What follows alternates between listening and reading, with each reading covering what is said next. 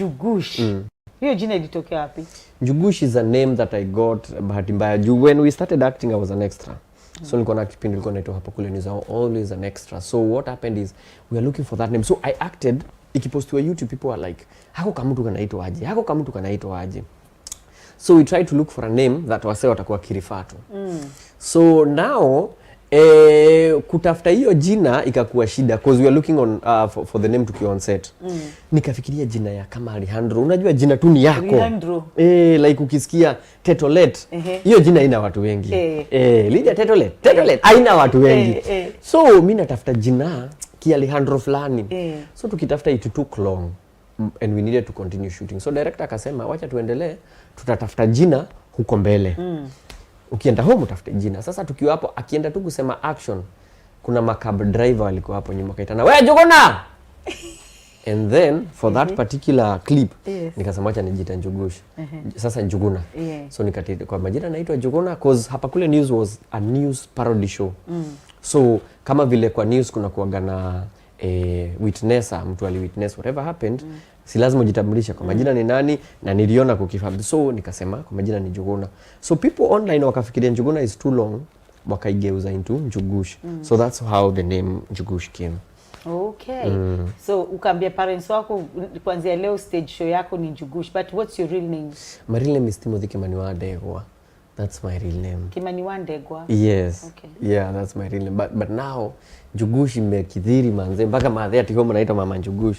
And I'm like, do you know if today I started calling you Lois, nikuite Lois for 13 years. Yes. It will never be on. It will never, hata kwa akili yako wewe uitu hivyo. Yeah, uitu hivyo. Lakini ukisikia Lydia, muende mahali mko Lydia watatu. Na unajua vizuri ni yule mwingine anaitwa akiitwa tu utakuwa unaitika. Exactly. So but tunaona ni kama tutaiweka nini? Kama Waitito yao waliweka, lakini naona kuna shida. Ukichukua jina si yako weke kwa jina yako inaleta shida. Angalia Waitito alichukua akaweka kwa ID muone. Songo akachukua yake akaweka kwa ID muone. Sasa ni kama inakutoanga kwa nini? So acha tukaenda Kimani Ndegwa. Okay. So that's how it came to be. Sasa leo uko London. Sasa tuite mwalimu wa maths. Hapa ni wapi? Mimi kwanza wangu ni kama wote. Wa maths wa history wa CRE. Lakini ni zile vitu niliwaonyesha. I mean you can actually, this is my second time and it's so unfair because some people like Abel Mutua haja kuja. Bado wana hustle.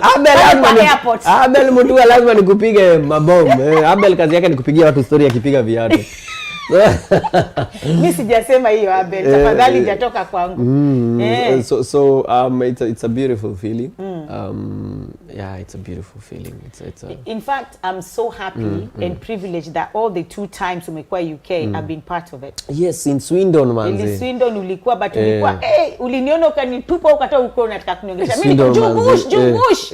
Atiambia dema na nywele ya red ache kuniita. Hapana. Njugush. Hapana, Swindon nayo ilikuwa teketeke because I remember Swindon. Actually this is the time tumetulia sana.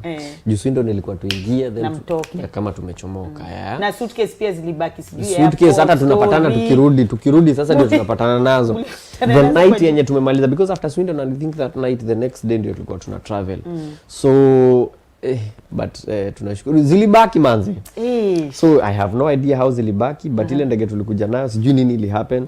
So tunafika tunapata tuko na wanaume wengine watatu. Tunazunguka hiyo nini ya bags. Unajua unaona kama ni wewe uone vizuri. Ni kila mtu mlikuwa naye amechukua ameenda. So zimebaki and unfortunately unajua pia kama hujatembea sana nguo zetu zote ziliko kwa hizo suitcase zote. Ile suitcase moja ilikuja ni ile haikuwa ilikuwa na nguo tuwezi tumia. Actually ilikuwa nguo bagi ilikuwa na costumes na viatu tupu. So mko na viatu nyingi na hamna nguo. Hamna nguo. Unajua watu angaliangi viatu, watu angalia nguo. Sasa unajua huwezi vaa kiatu utoke bila nguo. Sasa utakuwa wewe ni wewe kiatu. So but ilikuwa experience fitting. Na kulikuwa mpaka na nguo manzea performance. Ilikuwa ni wavalie nguo pale Swindon. Ulikuwa uchoma. Luku. Mungu akasema relax. Mungu akasema relax. Sasa zingine imagine Mungu akiwa mbinguni. Si wao wanacheka sana. Wakiwa kwa boardroom. Wanasema huyu tumekuja meeting ya huyu mtu ameenda Swindon. Nguo alipaka wapi? na kinaenda kikifikiria na hiyo nguo manzeni ile umeinvest. Tumepiga investment wiki mbili towards kuperform, tumepima iko sawa, zikabaki but now when we came sasa God naye ni nani, kumbe kwa hiyo boardroom kuna msi alikuwa assigned akamba jua ameacha we mpange sasa. Alinipanga, kuna jamaa alikuwa UK, alikam UK anaitwa Safe Joe, walikuwa wamekaa mabeshte zetu, hakuwa amekaa sana na yeye, hakuwa anajua tuliacha suitcase already, alikuwa shanunua nguo na viatu zenye tutaperform. So hizo nguo nilikuwa nimedunga hiyo siku na viatu zilikuwa but umeovaka because watu wengine wakikuja UK the first time alafu hiyo ndio experience unashindwa iko kutraumatize ati tena unarudi UK tena kufikiria manze je suitcase yangu zibaki. Hiyo experience it didn't help, actually it didn't help. I came back with the same airline, but for me the first time whenever something happens, for me nakuanga tu experience like hatungekuwa tunapiga hii story kama hiyo inge happen. So really, it's an experience that you get to live, that you get to share stories baadaye, but also as a comedian it's where you derive a lot of beautiful stories, beautiful scripts so to speak, but above that I think life ingekuwa ina happen vile tunataka, ingekuwa fiti. Ati wewe unajua kesho, the fact that life inakuwa interesting kwetu is because haujuangi siku yako. So wewe unaamkaga tu umepanga kesho, haujui kama kesho ndio Mungu atasema ile body yake wataka chini waseme sasa huyu siku yake ni leo. You get the fact that life is unpredictable. I think hiyo inafanyaga inakuwa tamu. I think kama ungejua life kesho uko hivi, ungekuwa na nini ya kuamka. Juu unaamka kesho na unajua utakuwa na siku mbaya. Wacha ikuchangamshe. Yeah.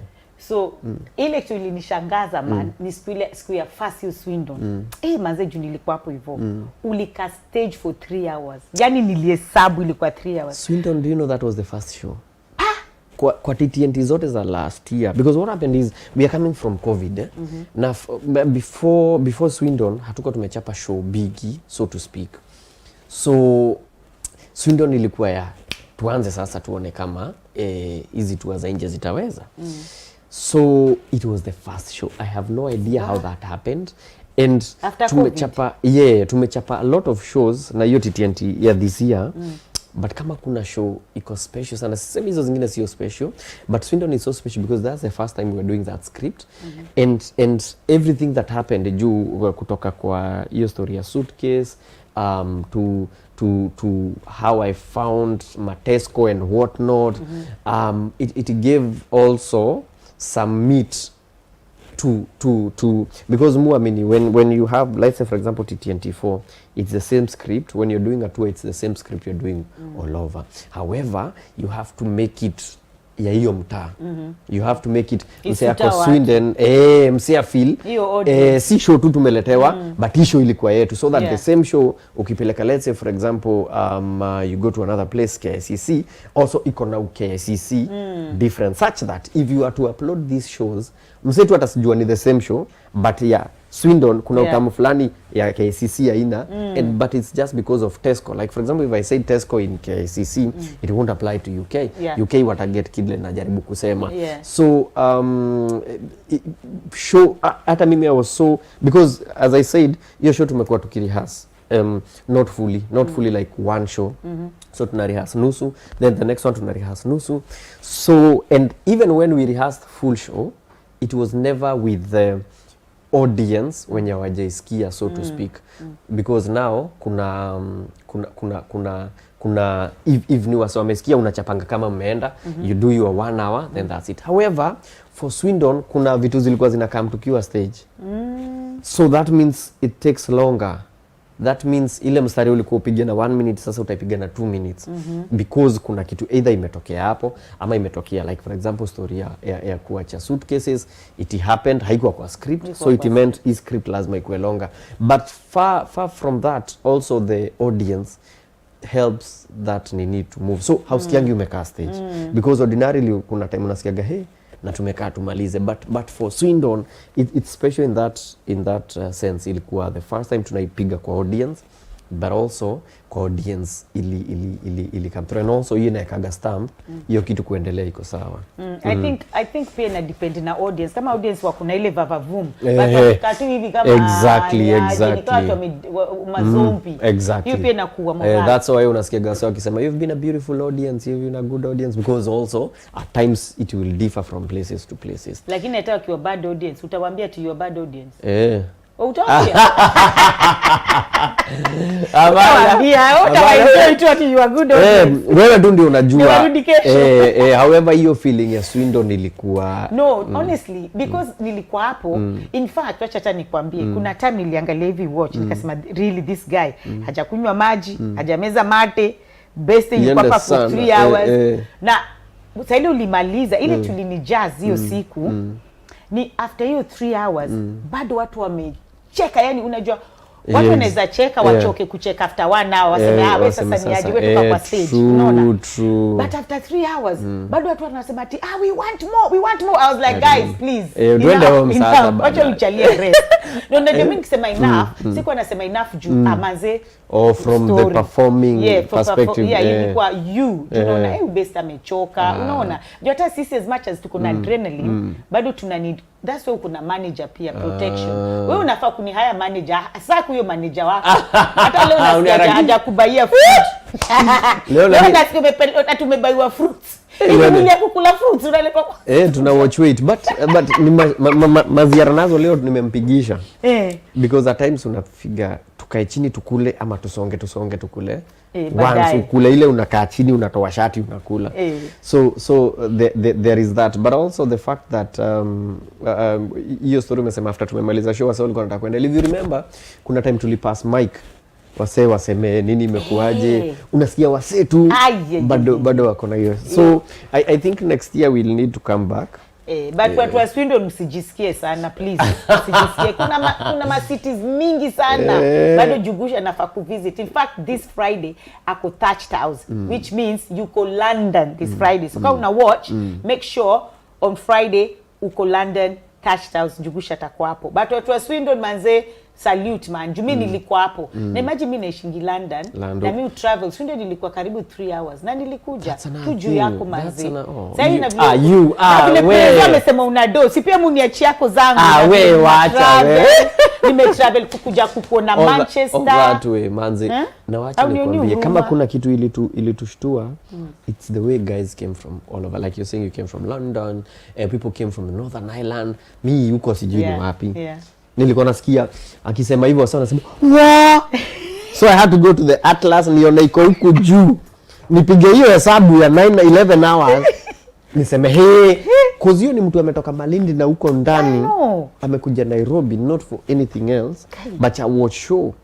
So I think also that is very humbling and for everyone and for places you go unasikia mtu mahali ile sacrifice, because it's not only sacrifice ya transport kuna sacrifice ya time, kuna vitu angefanya kuna sacrifice ya time yake na familia jusi ati alikuwa ameboeka hajui kitu ya kufanya and we don't take that for granted and especially sasa kama ni mtu wa home. I think for me nikipatana na mse wa home there's that connection, you're like miles away, but kama leo kuna wase tukirandaranda huko unajua sasa hapa tuko nini jua hapa hakuna mwana kujua so tukiwa na mrembo hata tunaweza enda tuchome picha so tumetembea unasikia ni aje unajua ba nimepatikana but whenever you meet there is sijui kama nyinyi mnasikia gani tusikiangi acha tusiku walai watu wa diaspora unasikia mtu anaongea Kiswahili unaangalia huko hivyo kwa nini barabara ama uko na deni yake hata si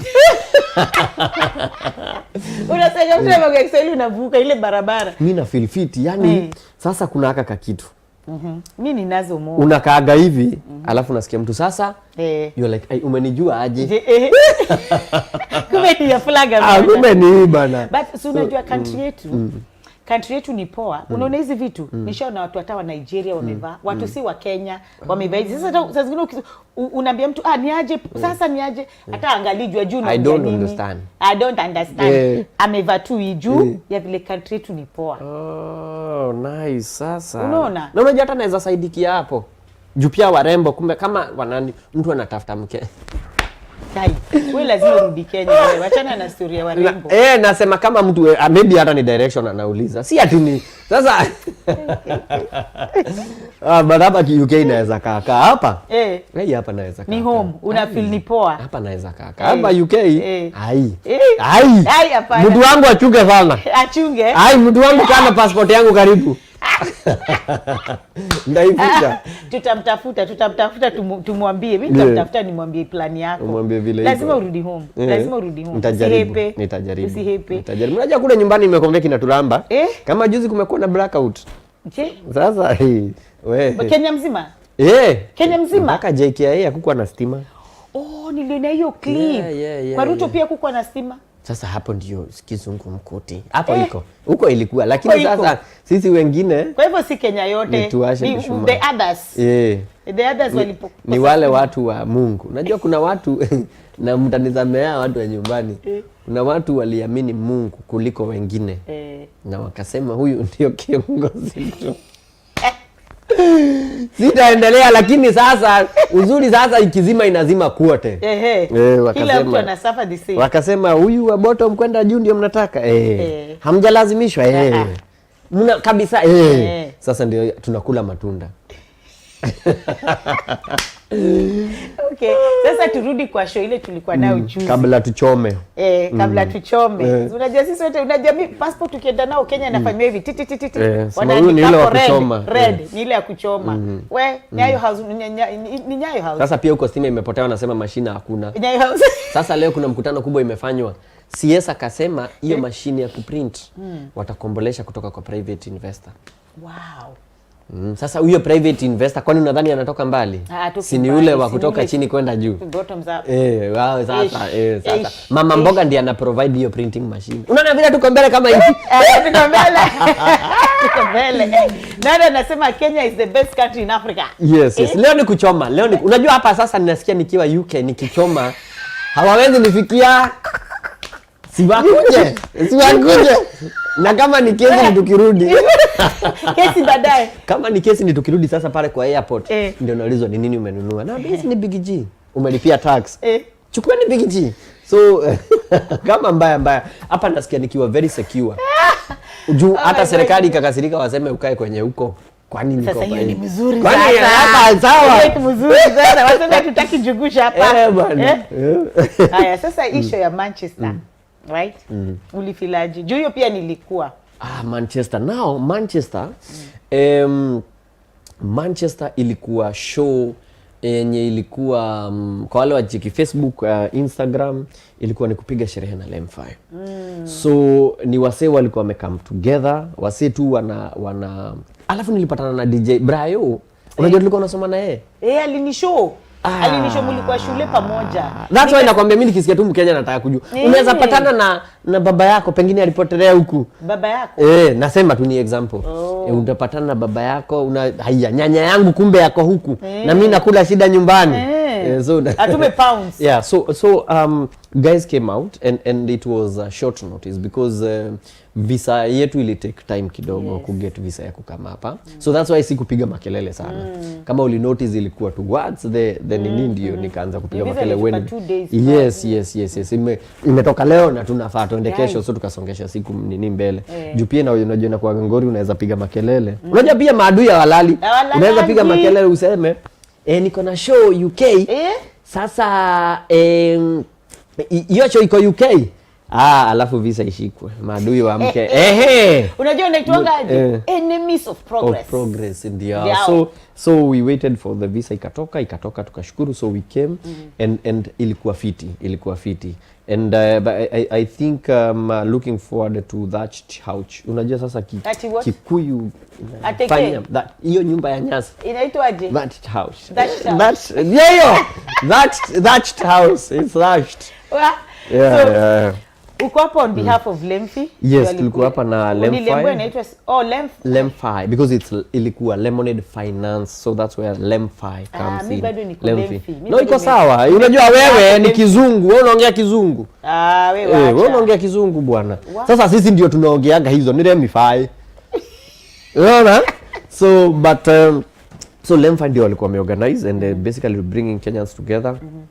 kulikuwa na free food, free drinks and a lot of artists walikuwa pale and it was basically to spread the message ya Lemfi ambayo ni kutuma do home. Unajua mnatusaidia, unajua wacha nikwambie Lydia, mnatusaidia, mnaita remittance. Sisi tunaita kutusaidia. Ile uchumi ni nyinyi umeshikilia. So the idea of sending money back home, like for example, kuna mtu niko na deni yake na ameniambia nimtumie pesa nyumbani. Unaona sasa ukiwa huku huwezi anza kuona hapa. Wanasema na umenyamaza. Mtu akiambia umenyamaza kuna mahali anaelekea. Sasa nilikuwa nauliza so we were spreading that message of how you can be able to send money home and in terms of you don't need to use money to send money. Juu kama home anzi na kuaga umetuma na ya kutoa. So if you sending money ukiondolewa hiyo transaction fee, I think ina come through. Juu mimi nikiwa na do mimi nataka ile imetumwa inifikie. Kama imetumwa pounds ngapi 100 zifike zikiwa 100. Then there's the other issue of now the exchange rate. Mali inachezea. Juu unaweza tumiwa ikiwa hivyo 100 lakini exchange rate inanyonga kitu. So if wanatuma vile exchange rate iko ya that particular day ni 185 ni 185. Si sasa waanze kucheza na 180. If ni wanajua kuna mali unaendaga manze kwanza ukienda kujitetea kwa bank wanakuambia sisi tunapatiana na 180 but unaona ni 185. Juu pia lazima wakule. So if that would happen then that means you'll be sorted, be it your kids, kuna watoto wako home, be it your friends, kuna maboys wako home, kuna watoto maybe unasomesha nyumbani and what not. So if that is possible, so that's why I'm here as the brand ambassador. So so that's why basically we were here to spread your message. Siku hizi najipata nikihubiri sana. Usianze kuhubiri. Nilikuona ukilala kwa church kwa clip yako nyingine hapo. So unahubiri saa ngapi ukilala kwa church? Lakini unajua church is the only place unaweza lala. It means hiyo kanisa iko peaceful. Uwepo wa Bwana. Unajua kuna kanisa ziko na madaimono, ziko na demons. Hauwezi lala. Shetani yako na nyinyi kwa kanisa. Sasa hiyo ni kanisa tulivu. Ukiona mtu analala kwa kanisa. Our pastor said, if you see someone sleeping in church, don't wake them up. Probably that's the only place they get peace. Kulala sio mbaya. So mtaanza kulala church basi. Tukienda sisi wote tulale. Tunalala. Kulala sio mbaya as long as kulala unajua maybe hata Mungu anakuongelesha ukiwa katika.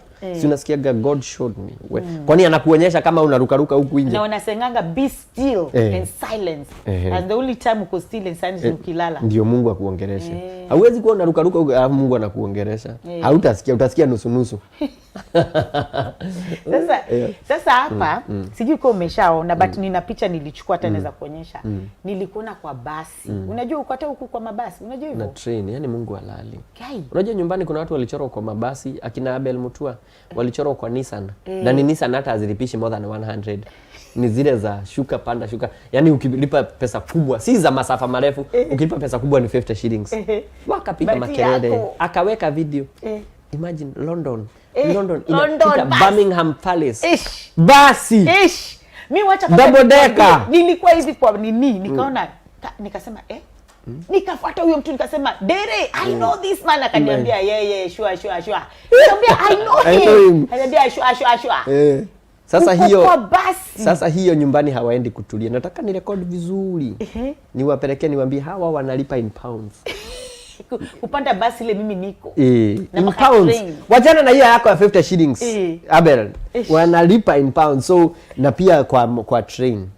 Sasa mahali tumebakisha ni kwa ndege. Kwa ndege hiyo itakuwa. Kwa ndege sasa ndio sasa tunyamazishe hawa kina Abel Mutua. Tuite mwalimu wa CRE. Na Abel Mutua nimewaweka pamoja. Wakuje pamoja waambie kuja hapa. Hapa ni wapi? Hapa ni wapi? Hapa ni wapi? Mwalimu wa math. But hiyo ni kazi ya Lemfi bana. Lemfi wamefanya ile kitu. It's basically the same ni hizo ads za Lemfi of how you can be able to send money home. So look out for a bus, double decker. Mtu wa Githurai usitafute double decker. Nasema ziko London. So watu wa Lemfi wamecheza kiao. Wamecheza kiao because ideally it's to spread that message and I'm so happy it's spreading like wildfire even back home because ideally nowadays exchange of money, like for example back at home kuna statistics ilifanywa, it's billions of money being exchanged on a daily on our mobile phone. So when you can be able to send that money na ingia directly to mobile phone because nowadays kama hapa nimepata manze kama hauna kadi utaumia. Utaumia. Hapa sio cash. Sasa nyumbani simu ndio sana, then kadi. Juu cash after COVID, cash kutumia cash and people got used to either using M-Pesa or cards. You'll see a lot of advertisements of cards. So cash sawa iko, but hizi option mbili I think now going forward, and that's the future. If I can be able to get money yenye haijakatwa sana ikuje kwa simu and I'll be able to spend it faster, then that makes it inakuwa life yangu inakuwa easy directly to my phone, because mimi as long as niko na do kwa simu mimi niko sawa. The last time nilishika cash sikumbuki. So if we can be able to do that now from hapa, people want to keep in contact with their mothers, their fathers, their children back home and friends and whatnot, then if I can do that bila kukatwa sana or kukatwa at all, then I think I'd be happy. And that's what Lemfa is doing in terms of ensure wase wako. Me I think kama kuna kitu imetushikanisha kwa hii dunia ni pesa. Pesa. Unajua vile mtu anasikia mtu akisema let me send you. Akili huwa inageuka. Ukitumiwa pesa unashindwa. Hii getheri ni mimi nilikuwa nikule. Getheri nikule. Kwa nini nikule mbegu? Inabadilisha mawazo sana. Wanasema money is power. Exactly. And also if not for that, maybe for taking care of people back at home, wanataka ya health, it's back to school. There's a lot of needs, and especially vile economy imetukimbiza. So the last thing you want ni mtu akatakate pesa yako. Sema tumechukua ya hii na ya hii na ya hii alafu unafikishwa na hiyo na hiyo 5 pounds hiyo ni domob na wakikata ni domob sana. That's why hata mimi hiyo ndio mimi hutumia hiyo Lemfa, hata mimi hiyo ndio hutumia. Alafu pia inasaidia watu wengi, kwanza watu wa diaspora, watu wanafanya investment back home wakitumia hiyo. Sasa unaona kama saa hii before 10,000 pounds ndio ilikuwa milioni moja. Hiyo kupata hiyo 10,000 pounds umesweat yako yote. But saa hii ni 6,000 pounds ndio milioni moja na exchange rate. So nyinyi hapa maombi yenu ni exchange rate iharibike? Iharibike tu. Poleni watu wa home. Nice. So unajua lazima tufanye nini? Retirement plan. Yes. Kama unajua huku unapelekwa kwa zile don't be sorry about it. Wacha kusema ati unaipaka mafuta ati unapanga mambo ya retirement plan. Sema mnataka iharibike. Iharibike. Because when it makes more sense. It makes more sense, to be honest. Na sisi huko enyewe Mungu kama kuna boardroom inakuanga na nini na kuongea sana ni kwa Mungu, sababu maombi huku inaombwa exchange rate iendelee kuharibika, ipande ifike 190. Kwanza siku tutatuma. Sasa na kule nyumbani tunaomba Mungu iteremuke.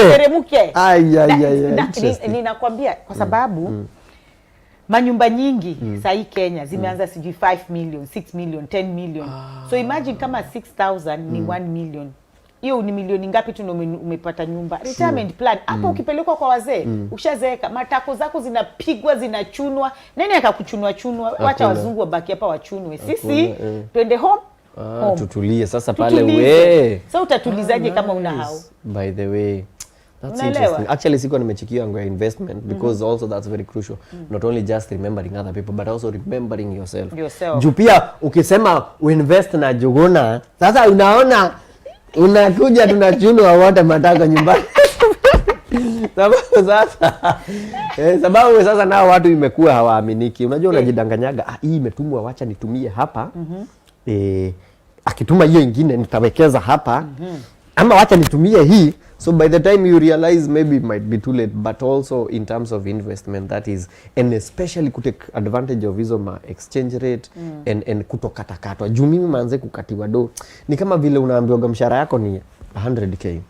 But sasa inakatwa, imekatwa PE, imekatwa NHIF, housing levy, tax ya mafuta, tax ya nani duale, yani matax nyingi. Na mimi nikiwapo tax ya lashes, tax ya kucha, mimi nitapewa matax kibao ya nywele. Lashes, hii nywele ni yangu. So alisema fake. Si rangi si yako. Rangi pia.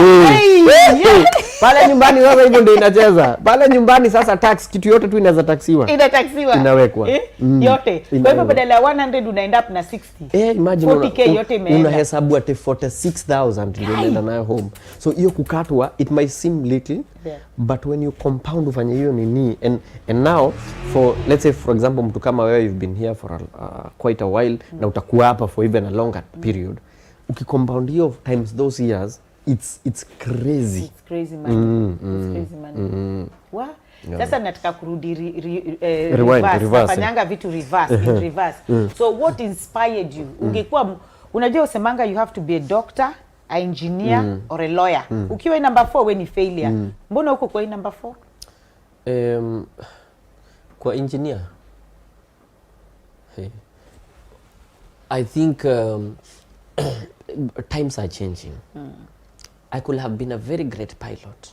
Wow. That I know. Actually, I wanted to be a pilot. Uko sure mwa ndege ikiangusha watu. Sasa shida ilikuja wakati results zilikuja. But on a serious note, mpaka niliandikia jamaa alikuwa anaitwa Titus Naikuni alikuwa CEO pale KQ.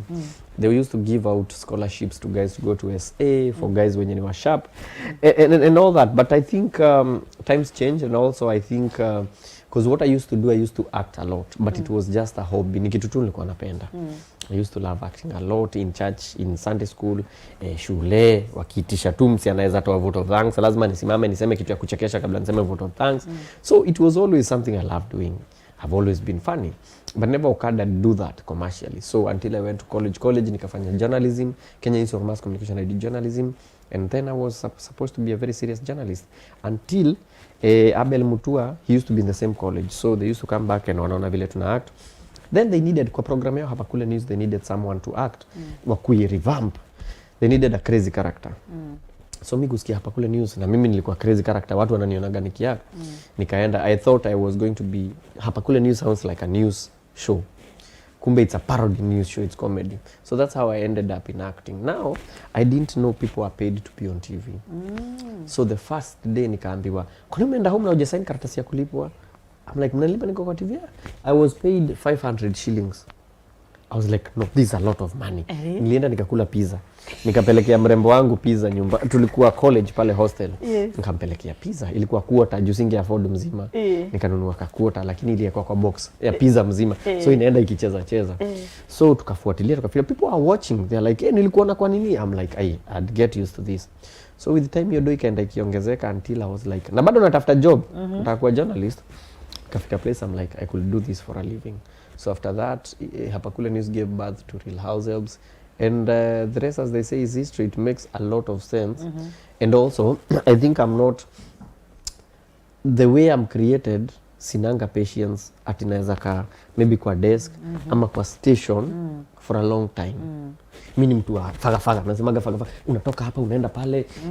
I'd do that the whole day than sit for 2 hours place ati nimetulia hivi. I got an internship at KBC, sikumaliza hata mwezi. The second week nilikuwa nimequit. Juu ilikuwa unaenda unakaa pale, unamaliza job, unafanya job mpaka saa 4, mnaenda tea break, unarudi. Ilikuwa zile 9 to 6. Hey, routine mimi akiwei. Routine. Mutaka kitu different. Like what we did yesterday is different from what we are doing now. Yes. Tomorrow is going to be something different. Yes. That I can do non-stop, no off days. Yes. But if I sit down at your office, I think naweza cheese. Sinanga hiyo kutulia. Yes. Yeah. So in regards to hiyo swali ya number 4, what can you actually advise people out there, because especially Kenya, hii country ni different. Juu country zile jobs suchukia, it's so funny because zile jobs suchukia, unajua job ile ulipando mob, wacha hata nikuambie ile job hata blacks hawako kwa hizo job. Juu unajua hii country kuna racism. Hiyo si kitu mtu anaweza ficha ati juu tuko hii country tunapata privileges, but kuna racism. Kuna job zingine ma blacks wezi wapata hapo. Na nikikwambia kwanza job moja utashangaa, Kamero wanalipwa for real. Aya. Makamero ni wazungu tu, kiona Kamero wamekuja kuchukua mabins zenyu matakataka. Wanalipa domob sana kwa Kamero. Kenya Kamero unachekwa. Hadi ule mtu anafanya Kamero achana naye. Unaona? What? Ma jobs takataka. Mtu wa Kamero nakwambia hakunanga mblack. Kuna wengi. Kama kuna black maybe tu ni like 4%. Hawa watu wengine 96% wote ni ma whites. Juu wanalipa domob sana. Sasa unaona, naona ni kusafi pia. Ni kusafi. Juu kama pesa imepambiwa huko. Pesa imepambiwa. So job zile odd huku, zile Kenya unaona mtu ati hizi ataki kufanya vitu kama plumbing ina do, plastering ina do. Hizi vitu za mkono, skilled labor ina do sana. Kenya sisi tunataka white collar jobs. Kila mtu akakukimbia Nairobi, Nairobi imejaa. Kila mtu anataka atende tao. Una tao vile imejaa. Jioni mnapata maline imefika mpaka huko watu wengine studying hata wajaenda home. Juu kila mtu yuko town anatafuta white collar job. Unaweza ongeaje na watu like I think it's all about creating, because when and even later after I got from TV nikaingia online, because now I left TV in around 2013 if I'm not wrong. No, 2015. We got on social media. So social media, that's the only thing we had. So nimetoka TV after 1 or 4 episodes of Real Housewives of Kangware, nimetoka TV. I don't have anything to do. Now home, if you're off TV, unless you get another gig, sisi hatunaga zinaitwa royalties ama royalties ara na hero royalties hatunaga hizo. So contract yako ulisaini unalipwa hiyo episode iishe. So sasa kuna episode zangu zi run but silipwi. So utaziona tu mahali zina run either YouTube ama TV but silipwi. So if you're off that job, that's it for you. So I was off TV. So what else do I do? Tulikuwa saa hiyo ndio online imeanza kushika. So tukaanza kufanya tu video for relevance, for passion. It's something we had passion in. So tukaanza kufanya and you'll realize a lot of these jobs, they might be hard, but if you have that passion, yeah? If you have that passion, like for example gardening. Mimi ni mtu waocha na napenda kulima. If I come here na nianze kukata fence, I have passion for that thing. So if I plant something, I'd be happy kuona after mvua imekam kamemea. So it gives you patience to wait until it makes sense, because nowadays tunatafuta do. Tunatafuta sasa mimi nataka do. But unfortunately some of them lazima uzile. Even for example hiyo job unasema lazima it's like a process before you get there. For the 4% before you get there, kuna vitu ali have kudu kutulia, because there is a process, and nowadays hatutaki hiyo process. Mimi nataka hii kitu happen. And unfortunately that's all what tungeuliza sisi wote, hiyo ndio tunaweza taka. Tunaweza taka hizo end product. Tunaingia kama but unfortunately the way the system works, lazima tupitie design fulani. That's one. 2, pale home, I think everyone can see vile ina happen. Leaders wako kivyao and hawatufikiri. Like juzi kumekuwa na hiyo story ya kuna wazazi walipeleka watoto Finland, pesa yao ikakuliwa, and there is a beautiful lady alisema au viongozi watoto wao wako Australia wako wapi? Hao watoto wanaumia hapo. So I think once we realize that yes, we'd get help from the government and we must ask for that, but also what are we doing ourselves? Because unfortunately unless tufanye hivyo, the help might come in too late. So I think what one, the passion, because I really mupenda sana kuambia say about passion, because that's the only thing you can do even without money. As money now comes, inakulipa ile sacrifice ulipiga. So for me I think it's about passion too. It's about never giving up. It's about, because there's a lot of things actually, musema the way life is made for you to give up.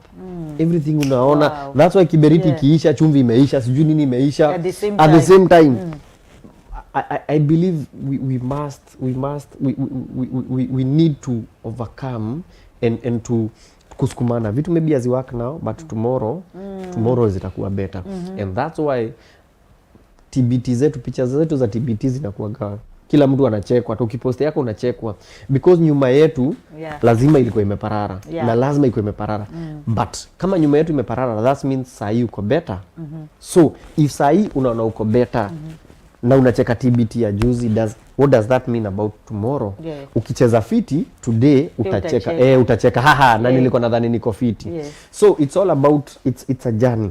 Saa hii naweza kuwa penye niko si penye nataka, but some few years to come mwalimu wa maths ataniambia ukweli.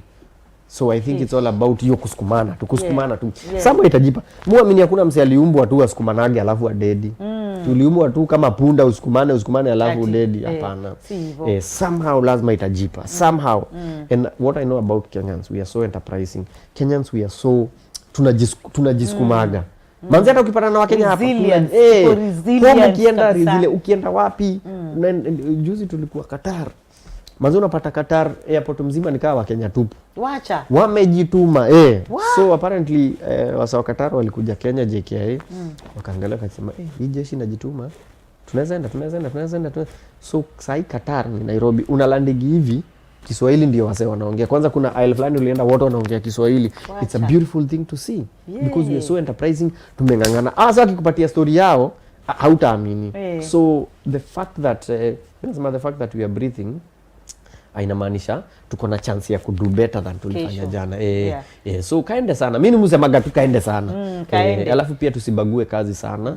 Because history vile umetaja white collar, for me white collar for me januakia. But sisemi ni mbaya. But kuna places zingine like sasa comedy. Honestly nani angedhani comedy ati unafanya comedy it's crazy. Exactly. It's crazy. So let's try and find out hizo na kuna kuaga na utamu ya kukua pioneer, kuna kuaga na utamu ya ukigundua kitu wa kwanza unaikulanga fiti. So fanya hivyo. Kama home unaenda unapata msee ameanza tu kitu yake very unique, yana yakiaga watu usijui screen guard za TV ndio amerealize watoto wake wanavunja, ana make some good money before wase wengine wadandia make do yake ameondokea. So what motivates you? What motivates you to keep on pushing, keep on going, keep on trying, keep on giving? What motivates you? I think it's where I come from. My dad, siwezi sema sisi tulikuwa maskini na pia tukuwa na do sana, but my dad was always struggling to give us the best. Not struggling to, let's say for example, put food on the table. But kuna time alinipeleka chuo akalipa do manzi, akanionyesha account yake ilibaki bila kitu. So it's like, but I want to pay you for your school fees, uende chuo fiti ndio kesho uko sawa. So that unaenda chuo unasoma ukijua manzi mzae alijiacha bila kitu.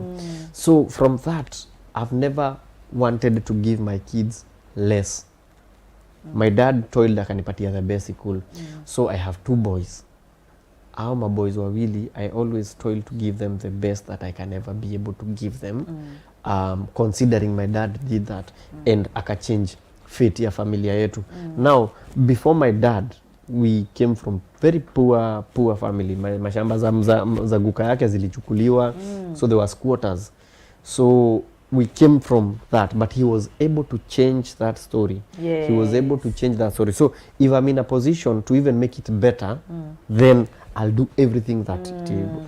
2, my dad, the way he brought us up na hiyo nini ya ku always make it do better, usitulie, do better. Kikuputa umetulia unafanya nini, hakuna kitu unaweza fanya huku. So and growing up in Ushago inakusaidianga kuchangamka sana. Juu Ushago unajua wezi zuba, unazuba mahindi inanyeshewa ni vita, unazuba mbuzi zimeingia kwa shamba ni vita. Yani lazima kuna lazima unaangalia mbuzi, unaangalia mahindi kusinyeshe na bado mnacheza, yani unafanya hizo vitu zote. So I think also the way we were brought up and my dad really did a good job. Hizo ndio vitu ziunisukuma. You know what, umesema kitu hapo and I really love that. I love the fact that umesema your dad actually changed the narrative. Hiyo circle ni break and that's why saa zingine hata najua hapa digress kidogo, especially tukiongea even about domestic violence, because domestic violence most of it uanga si zote but most of it uanga cycle. Niliona mama akifanya, baba akifanya, ama community kifanya. You know, vile nilienda America, nishaenda mpaka America. Dang. Acha tu nitupe hapo. So nilienda America, tulienda kununua kitu kwa duka. Tukaambiwa hizi sleeves ziko hivi, wanaume asijui ni watu wa Spanish. Hata itanga a woman's beater, atukisema ati a wife beater. Ukienda useme wife beater wanajua. So what kind of a society is that? Ati ni wife beater. So wamesha embrace wakajua ati lazima wapigwe. So hiyo ni society. So ile society watu wametoka community, maybe kwa nyumba, domestic violence ilikuanga order of the day. So mtu akigrow anasema niliona baba ama mama, but vile umesema your dad actually changed the narrative. Kila mtu anaweza change your narrative. It's a choice. It's a choice. Actually so, it's a choice. Yeah, so uwezi kuja useme si tulikuwa wapua, mamangu alikuwa anapigwa ama baba yangu, pia mimi sasa nafanya the same thing, nimecarry on the same thing. So you can actually change the narrative and I'm proud that you said your dad actually changed it. Exactly. You can really, maybe I've come to believe that you can really change the narrative. And as you said, it's a choice you have to make, because from my dad's side, I'm sorry to say this, but walikuwa wamezaliwa wengi. But if you look at the vile life ilienda, my dad made a huge difference. Si ati alilipiwa shule sana. What he did, he was very smart as the rest of the kids. Alikuwa anapenda masomo, well, and then akalipiwa shule na church. So when he alimaliza shule, church ndio imekuwa ikimlipia chuo juu ni mtoto anapenda kusoma, anafanya. So if he didn't do that, hawange change. He was very obedient. He used to take guka yake, unajua then ilikuwa kulisha ng'ombe. So guka yake anashinda na ng'ombe. Then the jioni mzee akitoka chuo anakuja anambia guka, wewe shika bag enda home, nibaki nikiziangalia. So when the grandfather came to die, he had only one wish. Alikuwa na bull.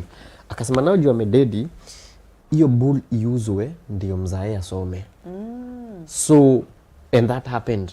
Wakauza, and that's how he was able now to go to high school. Yes. So primary guka yake ameng'ang'ana naye, amekuja kudedi. So high school alienda na hii bull yenye guka yake akidedi akaacha amesema iuzwe Ndegwa asome. So that's how my dad went to high school. Wow. After high school hapo ndio church ilimchukua. So juu amepita and he's a good guy. So aende asome theology. He wanted to do theology. So akaenda akasomea. And that's how our lives changed from him. Yes. If he didn't do that, I don't know what kind of a person. Because the reason why I'm saying this with all due respect is because I see my other family, the way life here turned out. But my dad change ka cycle. Yes. So what that means, I'm in a better position than my dad. So what that means is I can even be able to upgrade zaidi. Kabisa. And unacheki kama sasa, for example, let me use family ambazo zinajulikana. Like for example, I'll go back to the Kenyattas. Before the Kenyattas, sijui alikuwa anakaaje.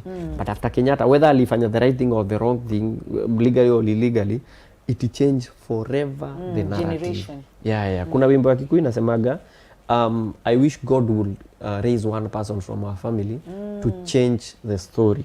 One person from the family who will make. Unajua vile kuombaomba ni mkijulikana familia kuombaomba. Wale nani wamekuja? Okay, wachani tusiweke food kwanza. Juu sasa ni wengi wamekuja kuomba. But you get one person in the family that goes to somewhere, anapandwa mahali, anazaa matunda, and sasa unasikia watoto anasomesha watoto 6. Anafanya nini? Koni aliweka maji, kuko na maji akaeka sola. It only takes one person, not a lot of people, only one person to change the story. Exactly, to change the story forever. Na uzuri sasa ya hiyo is like the Muslim wanasemaga, anakusaidia na wewe, if you get the chance to give back, you give back. Mnazalisha.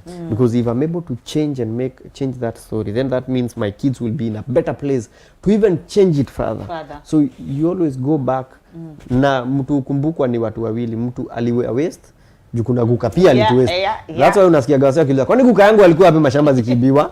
Alizuba tu mahali. Na pia kuna mwenye alichange. Alikama akabadilisha. Isipokuwa ni guka fulani alisema waende shule.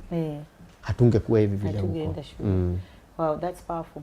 So sasa we are moving back to love. Uko na bibi wangapi? Nasikianga mnakubaliwa Kenya na wale najua bibi wawili. Wale najua ni mmoja. Okay. Wale najua ni mmoja. Unajua maybe kuna mtu kwa akili yake mimi ni bibi yake. Na mimi sijui. Sasa wale najua ni mmoja. Mkamba fulani nilipata wa Githurai. Mkamba wa Githurai. Anapeleka kichwa Crest. Mkamba wa Githurai. So tulipata na Kole and nikafikiria she's interesting. Unaosha mimi Mkamba naonaga Wakamba wako so interesting. So nikachukua kamoja nikaweka kwangu. Mshapa for how long? Tumekuwa naye kutoka we met in college in 2012. So that's when we knew each other, 2012, 2013. So it's around 11 years, ama 10 years kutoka 2013. Usianze kuita mambo za maths hapa. Mwalimu wa maths. Wewe mlikutana huko alafu uiachie. Tulipatana Kole. So mimi nikapenda vibe yake, akapenda yangu. And akaniuliza kama naweza kuwa boyfriend yake. Yeye ndiye alikuuliza maniuliza. Wewe acha kuharibu jina hapa. Ndio yuko hapa. Hapana, tulikuwa tu mabeshi. Ushaona vile mko mabeshi mnaambianaga. Mimi siwezi date demo wa Kole na yana niambia mimi siwezi date chali wa Kole yak. So tuko mabeshi. So tuko mabeshi. Ai. Tukiangalia tunakaaga pamoja. Sani yangu inakaa kwake. Ai, tukaendelea hivyo kidogo kidogo. You are enjoying each other's. Toothbrush ama nguo. Toothbrush ni ndogo. Unajua toothbrush ni ndogo. Aya tukaendelea hivyo and then all of a sudden we were like, I like your vibe. Oh, okay, one thing led to the other. We're like, hey, this serious. Sasa mimi ndio natoka shule, nimetoka. What happens after nimetoka manze? Hiyo day nikigraduate nilikuwa hata sijaambia mzee na graduate. Tukaenda tukapimisha nyama nusu pale South B. And tulikuwa tufanya after graduation tukule niende home. On the eve of graduation mzee akaniuliza kwani you graduate? Nikamwambia na graduate kesho. Akaniambia kwani atuiti? Nini nitawasumbua? So umetusumbua miaka 4 ukisoma na school fees. Saa hii siku moja ndio nadhani utusumbui na utasumbua. So he was like tunakuja. Mko tushapimisha nusu kesho. I was like welcome. So the next day tukagraduate, alikuja yeye madhe na family friend fulani wa huko home. So huyu dems yako. Mimi ni mtoto wa pastor bwana. Mimi hata sifai kuwa naonekana karibu na msichana. Sasa hiyo siku nastaki kumuonyesha juu atasema juu familia imekuja na mtupa nikaa siko serious na yeye. Exactly. So it was a very tricky balance. Pia sitaki mzaya niulize, kwa hivyo hujakuwa ukisoma? So so nikasema hapa kama mbaya. Wacha wapatane juu dem niko serious na yeye, wacha wapatane kwani what's the wrong what could happen? Iko nini? So mzae walipatana hiyo siku ya lunch. So kumbe kidem kimeenda kikaongeza nyama ikafika I think kilo na upuzi. So tukakam nakumbukaga hiyo day walipatana akimuosha mkono. Sasa nilimuintroduce Selea kiosha mzae mkono. Anadhani ni waiter huko. So mimi niko like Jesus niko hivi. Mungu tafadhali hapa isiende segemnega. Saidia. Juu mzae wangu naye anasemanga kitu pa. Hivyo. Anaweza kuambia so mlikuja hapa shule kutafuta wasichana. Na ako hapa msichana wenyewe. So amemaliza kumuosha, nikamwambia dad, huyu ni Celeste ni rafiki yangu. Wanatengenezanga nyama hapa. Nikamwambia hapana. Hapana, alikuwa yeye anatushughulikia. Ni rafiki yangu from school.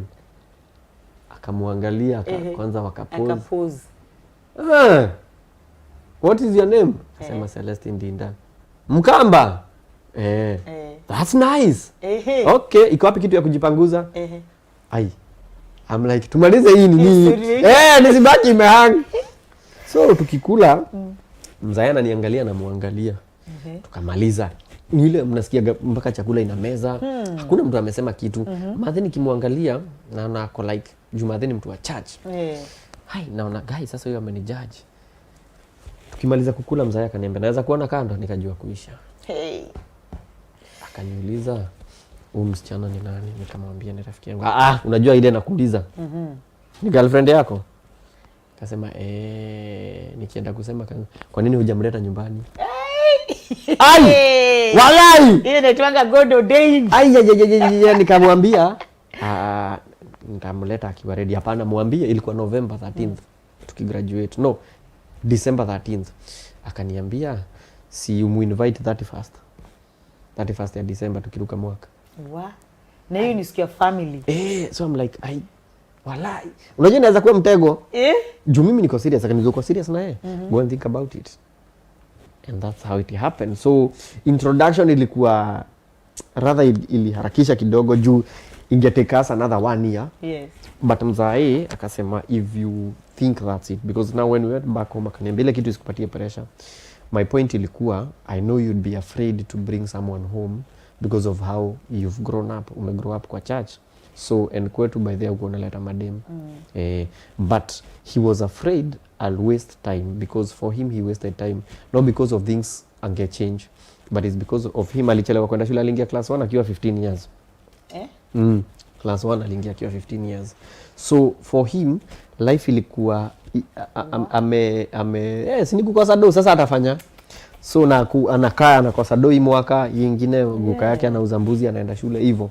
So by the time he's coming to marry, he wasted a lot of time. Jupia after kole aende job. So after kole tu ndio alioa. So him aliharakisha juu nyuma alikuwa amepoteza time. So he was like I wouldn't want you to waste yourself and you. So nikamwambia kitu naongojea ni nipate job. Akaniambia ngojea upate pesa ndio uoe. Utangoja sana. Juu pesa huwa haitoshi. Ukipata hii utasema ukipata hii, ukipata hii.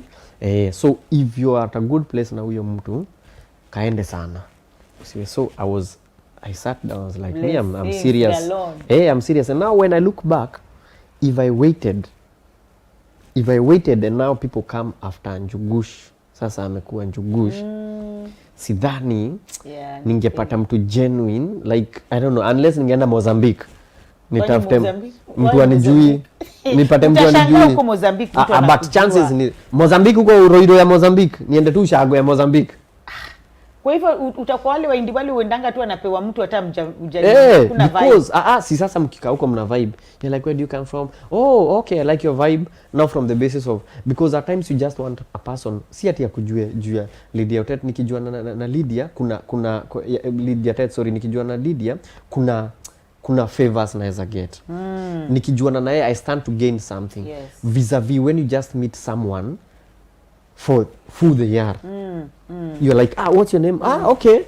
Napenda vile, by the way hiyo kitu imekuchekesha hata mimi. So you're connecting from levels of human beings.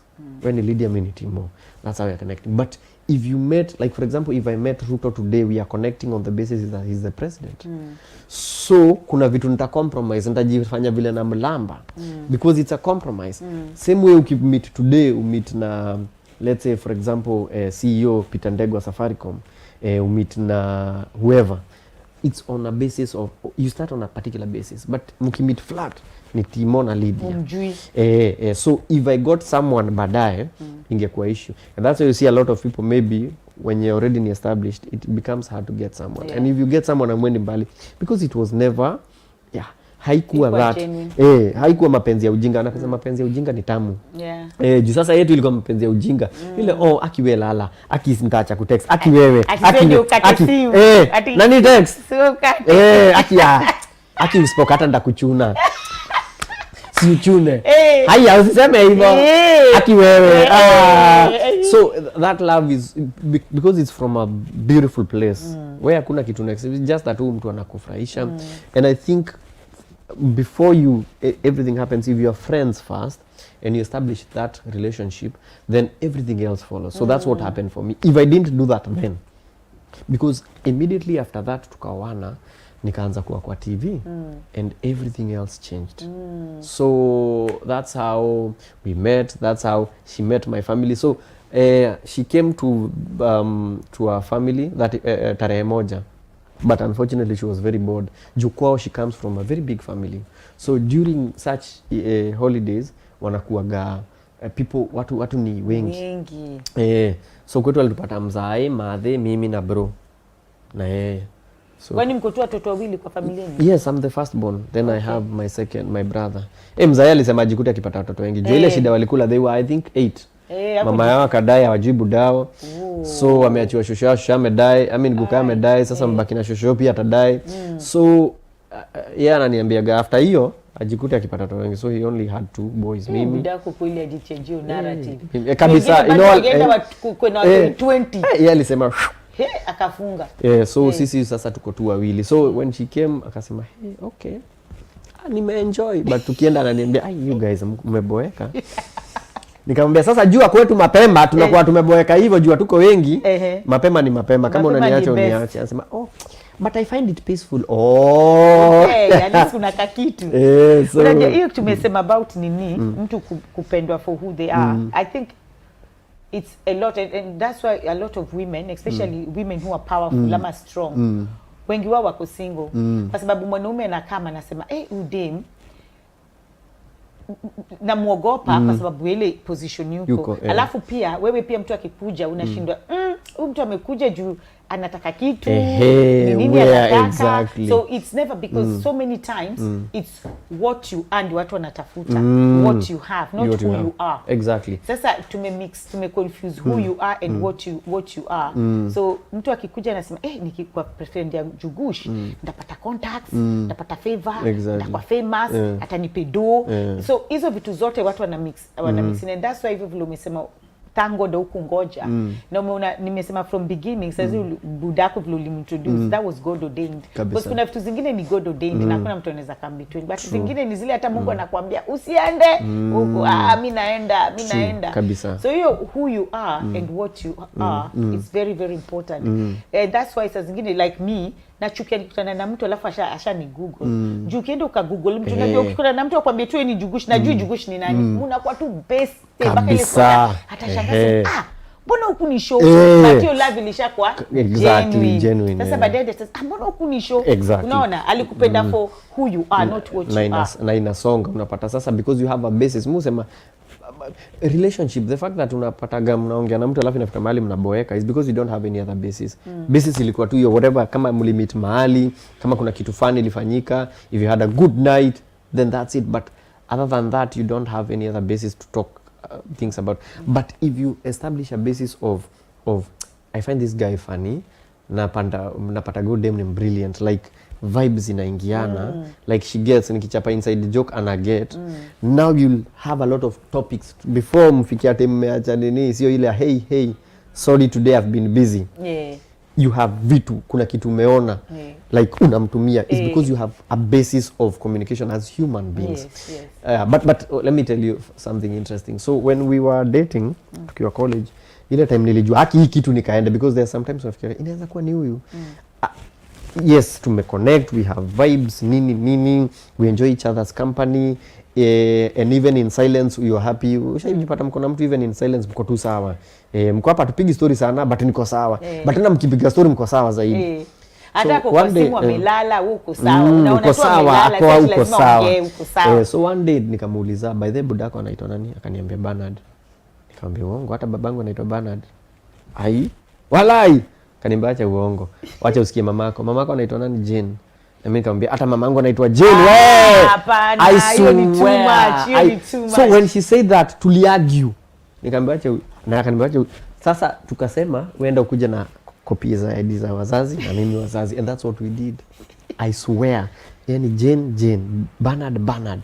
It was so crazy. Like, do you know, I'm like, basi Mungu kama hizi zingine zote hazikuwa sign. This is a big sign. Yes. So it was rather interesting, but I think as you said, for me, if we establish, ushaipenda tu mtu, like you meet a person, you don't know who they are, but unapenda kuna kitu about them unapenda.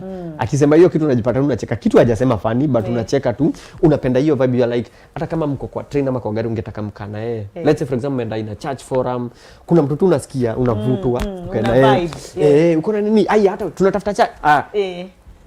There is that, I don't want to call it it's love at first sight, but kuna kitu tu una feelingi, you feel I feel so at home with this person. Even at some point, hizo early stages with the Celestine, I wanted her friend, she wanted my friend. So ilikuwa siumwambie. But sasa our friends, we are spending more time together than with them. Yes. So it's been a beautiful journey. Yes. I'm happy. I'm happy umesema hivyo juu pia kuna so many things ile una encourage watu na job, si lazima tufanye hizi ma lawyer, doctor, engineer, kuna pia ifo unaweza tumia skills, unaweza tumia talent, unaweza tumia gift. Na hizo vitu zote zinaweza kukutoa kwa hiyo tunnel ya poverty, ama inaweza pia kukulipia rent, because at the end of the day our needs is food and accommodation. Unaona na nguo. So hiyo number 4 inaweza kukufanya hivi na usifeel guilty na usifeel guilty for hustle. Kwanza inakuwa tamu juu hizo job unapataga pia si kama working hours, si kama wase wengine. Unapata leo niko, kesho siko. Leo niko like nowadays kuna kitu home wase wanafanya inaitwa online writing. Kuna vitu wanafanya, kuna job mtu anafanya remotely. Like when we were in I think in Australia, kuna mdema alikuwa anatufanyia nini akiwa Ghana. Ilikuwa ni rooms. My Airbnb anainini tu akiwa Ghana amelala. Yaani wase wanaamka job, mtu anaoga saa 2 anavaa tai.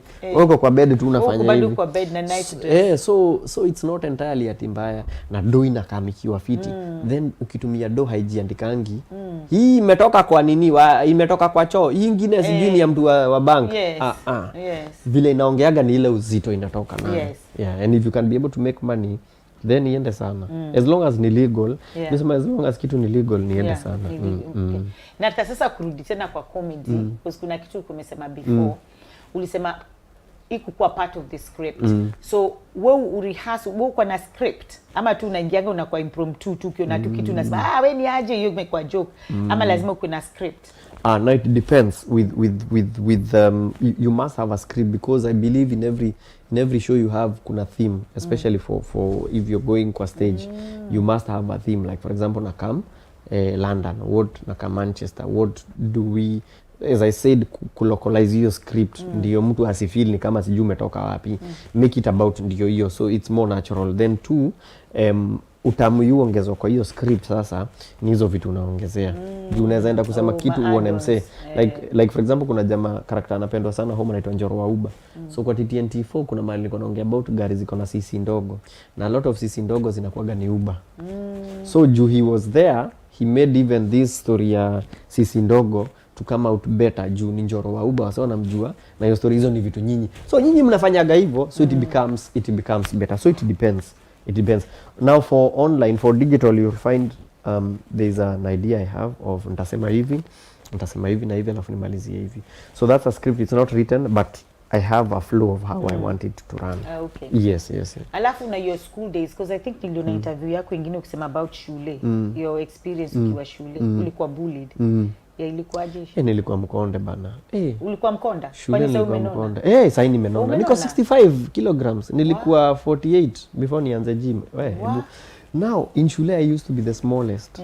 Both ufupi na ukonde. Watu walikuwa wanashika mkono yangu hivi. Guy naishika yote. Guy. It was so tumiguu tulikuwa tunakaamiwa. Yani it was so, alafu najua primary bullying inakuaga live and direct. Msichana anakuja akwambia nitakuchapa. So it's unlikely mtu akuja kwambia hivyo uni. High school unless mmekosania kitu ndio mtainuana. But primo bullying ilikuwa top notch. Alafu it didn't help I went to different schools. Unajua sasa primo unataka kujua nani first boarding, nani anachapa nani. So and I went to 7-8 different primary schools. So in every school kila mtu anataka kujua mimi naweza kuchapa. Hizo shule unaenda why? Jua bullying ama unaenda na hama? My dad is a reverend, so he kept on being transferred. Even today alipigwa transfer last year, he kept on being transferred. So before you finish this school ametolewa. So shule moja ungekaa 2 to 1 at most ulikuwa unakaa 2 terms. Then anapigwa transfer. So in every school unaenda kila mtu anataka unaweza nichapa. Kayaka nikakonde. Wewe toka hapa. Wewe unaweza chapa na wasichana. Kuna time nimegongwa na dema alikuwa anaitwa Janet Atieno alinipiga kwa parade. Ni mdem alikuwa amekula fiti, amekula ugali. Yani mdem anakujaga na nguo mpya kila siku. Like unacheki wala walikuwa na change, akona uniform za kuchange. Akona nguo ya Wednesday na inapigwa pasi iko na line. Janet Atieno alikuwa na viatu zimepigwa rangi. Janet Atieno alikuwa hivyo na alikuwa na change socks saa 7. Anaacha kuvaa refu, anavaa vitu vingine tufupi tu shule. Janet Atieno alininuanga kwa parade. Tulikuwa tunaifightia maji. Unajua vile kwa tap unaenda kuweka mtu anakutoa na kibuyu unaweka mmoja anaweka ndiye anachota. Sasa jamaa alitoa akaniambia niweke, nikienda kuweka Janet Atieno akanisukuma akaweka. Niliinua kibuyu nikamgonga vidole. Uchungu msichana wenyewe alisikia hajaisikia. Juu iling'ata kidole, iligonganisha kidole na kibuyu. Aliachilia kibuyu yake. Nikajua kuisha. Mtu akiachilia kibuyu juu kwa vibuyu zilikuwa kidogo. So ile iko mnashikilia hakuna kuachilia. Bila aliachilia hiyo kibuyu nilijua mimi hapa. Kwisa. Mahali nilienda kuterezea ni mbele ya parade. Yaani shetani anaweza kuaibisha. Nilianguka kwa parade. Akanishika hivi. Alinipepeta. Shule iko. Anapigwa na msichana. Alinitengeneza. So chuo bullying ilikuwa ni kitu iko. Unaweza nipiga, unaweza yani from nowhere. Wewe ni mgeni hata hujapatiwa desk. Umeambiwa mkae hapo na mtu kabla utafutiwe desk, mtu anakuja kuuza sasa. Unaweza nipiga. Yani it's like you ilikuwa tu show unaweza nipiga. Na ni juu nilikuwa kadogo so you always picked on. So mtu anaona huyu unaweza mpepeta mbaya. Na Seko pia ilikuwa the same? Hapana, sasa Seko unajua sasa amekuwa watu wazima. So Seko haikuwa as much. Kwanza I went to one high school. So that helps thing because by the time mwaka inaisha meanza kuzoeana and also I think I always found out being funny helped me to get a lot of bullying because in high school ndio kulikuwa na bullying ile mzuri sasa because you know umekuja form 1 nibebe maji. So what I did and what has always been helping me ni kukua funny. So for me it's an adaptive whatever. Maybe I was not be a comedian but unapataga in situations humor ilikuwa inasaidia. Like for example wase walikuwa ni kanikala kama funny. Hebu kuja utasomea news. So nasoma news ananiambia wewe Peter wachana nawe ngida. Wewe mono. So hiyo inanisaidia natoka. Kidogo kidogo najua kudance. Kako wapi? Kanikala kaseka news. Hebu kuja utudansie. Kali manzi. Aya wenda. Wewe mbona kuja nyinyi mnaenda wapi?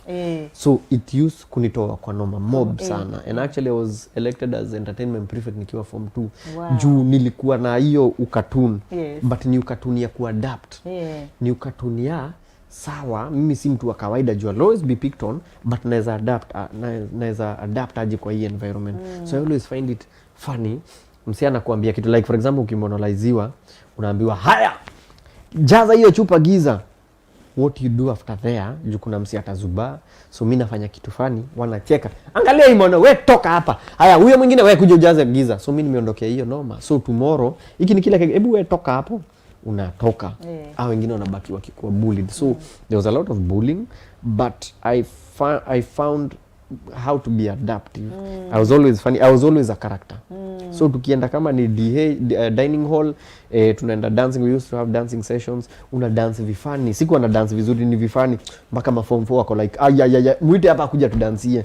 So tuna dance haya. Sawa. So mkienda huko chini ushajuana na ma form 4 kama 6. Wakamwambia huyo usimonolize aka nikale ka kudance. Protected. Wewe nipelekee hiyo maji bafu alafu uende kwenye unaenda. Hao wengine wanakalishwa chini. Walikuwa hata wanapigwa. Juu sasa hao wanaweza jipigania so wanakaa wananyeta. But because my place I know is not fighting back. Sina hata hiyo nguvu tukianza. Kuna form wanalinuaga form 3. Unajua what they used to do, wanatuma kale kadogo. Kana kama kuna kukanyaga, kana kuchokoza. Ukikachapa sasa kanaendea hawa big. So alifanya hivyo. So what happened is alikuwa jamaa amekula tu mpoa, alikuwa anaitwa sijui kana naweza mkumbuka jamaa, lakini alikuwa amekula fiti. Chivunduonyi alikuwa anaitwa Eugene Chivunduonyi. Muluya fulani amekula vizuri. So Chivunduonyi alikuwa ametulia tu. Ni wale sijui kwa nini wao wamekula ndio wamekutulianga. So Chivunduonyi ametulia tu. Jamaa akakamwambia, "We, mono, nibebe maji." Na nikajamaa kafupi. Chivunduonyi akamwambia, "Hebu toka hapa wewe." "Haya, unanyeta." Ako kaboi kakamwekelea kofi. Chivunduonyi alimpiga teke akaanguka huko. Ako kajamaa kalienda kaita maform 4 wakakuja watatu. "Wewe tumesikia ni wewe unataka kupigana huku eh? Wewe umekuwa mtu mzima." Chivunduonyi alivuruga wase watatu. Pa. Maform 1 wako kabisa. Aliwavuruga. Hao ndio walienda kumsema kwa mwalimu. Form 3 wamevurugwa vizuri na form 1. Wakaenda wakaambia teacher tumechapwa na nani? Na form 1. Ni mwalimu alicheka. Mgani mkoshua mko mnambuli? Tulimwambia tu atubebe maji. Juu hapa mmeandikana kazi. Eugene akaitwa. Eugene, wewe ndio umetengeneza hawa if they do that again, tengeneza vizuri. Sasa wacha nikwambie form 1s. Kama kuna mtu tulikuwa tuna treat vizuri, Eugene Chivunduonyi. Na yeye akwa, so I wouldn't fight back. So you at times you just know your place. So my place ilikuwa na pia ukienda useme inakuwa unaonewa zaidi. So hawata kubully in the name of bullying, but you'll miss out on kama kwa tap kwa maji, kuna vitu tu uta miss out. Kama ni kuanika shati utambo wewe hauwezi anika hapo, ni mimi naanika. So unajua hiyo huwezi enda useme, but it's inconveniencing you. Umeanika shati vizuri watakuibia na hutajua ni hao. So for me sasa juu ya kuavoid hiyo adaptive nature yangu ilikuwa just be a character.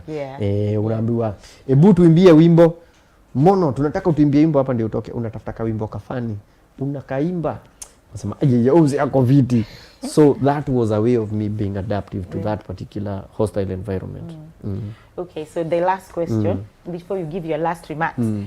How does it make you feel when you're making people happy?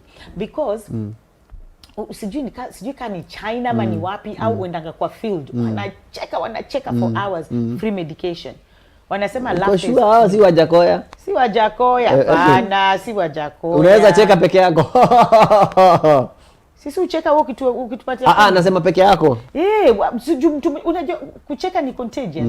So nikianza kucheka mwingine anacheka, so tunaanza tu kucheka. So au fanyanga hivyo every day for at least an hour, but that is free medication. Unaona? So how does it make you feel ati unaweza tu kupatia tu free medication? Like unafanya watu wanacheka, yani for real. Me, I'll tell you for free. It's like asking, how do I put it? I never know what that feels. Because I don't get to have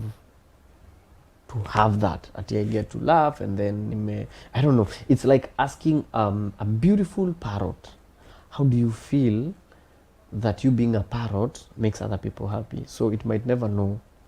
It might never know how being that beautiful parrot is makes other people feel. But when someone tells you that, it humbles you and it makes what you're doing worth it. And that's when you're gonna say about passion. Even if nothing else is happening, if you feel mtu amekwambia manze kuna time nilikuwa hivi and nilikuwa na watch nini and nikapata peace, it makes it worth it. Whatever you're doing worth it. Whether things are thick or thin, it makes it worth it. You are like, hata kama like for example kuna time nikiwa tamu manze nilikuwa na stress, so nimeenda hivi mzee akanisimamisha akaniambia there is a time ulifanya sijui kama unakumbuka, that thing changed my life. Wow. So ile stress ulikuwa nayo, you're like, then it's worth it. Then if I'm able to do that because it's God given freely, if I'm able to do that even without anything else, then I'm happy. That's one. Two, it makes me appreciate the fact that and know that tomorrow God might give me another chance to make people laugh, because it's not for nothing. It's if God wants people, let's say for example, to use you, then it means you have another day to make someone else to laugh. So I think that's what but now shida yangu inakuaga, or sitasema ni shida, but what has been interesting is the kind of people that are my audience. Because at times you never know, and when people tell you that, that's when now you know who is your audience. So you find you have kuna show umeenda na mtu amekuja na mama yake. Wow. So unaona hapo you have a cross wire. Huyu amekuja na mama yake na yeye ni fano wako kutoka kitambo, na pia kuna watoi kwao wao kuwatch. So that audience is very complicated in how you present your content. You must make a Gen Z laugh, na pia mama yake anataka kucheka. Gen Z anaweza chekeshwa na kitu, well, let me say for example sexual kidogo, but mamake hawezi chekeshwa. But you need both of them to be happy because they are your audience. So it's a beautiful space. At the same time, it's one of the hardest balance to ever achieve, because if I decide to do kitu do you know kitu inaweza furahisha mamangu, mimi hawezi nifurahisha. Maadhi atacheka kitu si fani.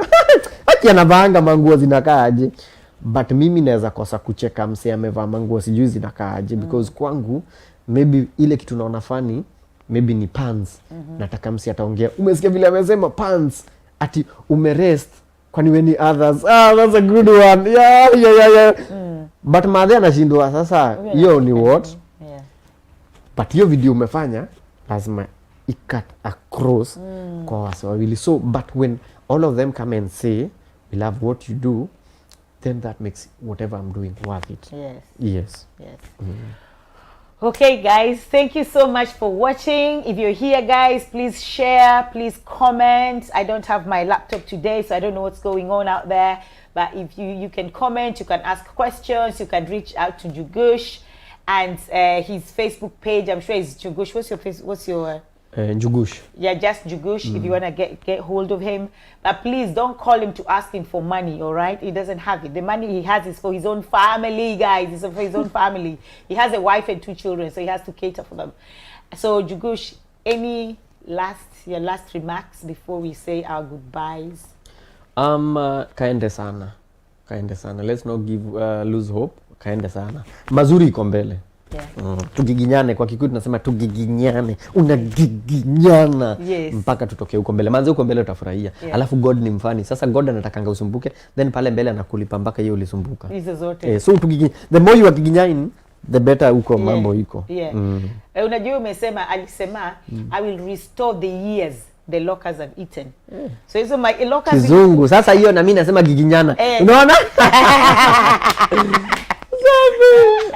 So hivyo vile amesema Mungu atakubariki na hizo zote atakulipisha. And then pia napenda ile wimbo inaitwa Rada na ule angel Guardian Angel. Ameimba wimbo mwingine hapo Rada na ichezanga daily. Friend yangu Rada ibadilike.